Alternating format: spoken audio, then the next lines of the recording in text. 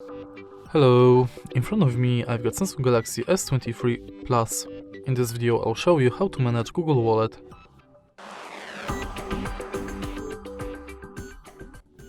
In the beginning, let's enter Wallet.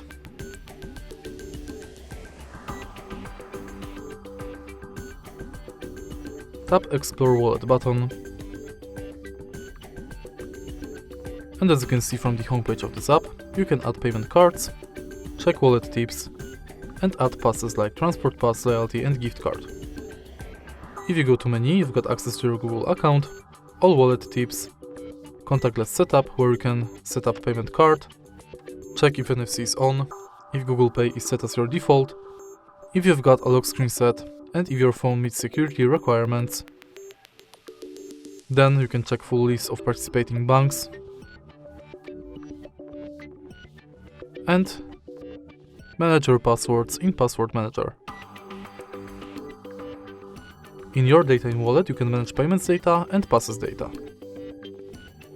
In Wallet settings, you can manage payments profile, add passes from Gmail, enable or disable or review purchases, updates about your passes, and updates from Wallet and Google Pay.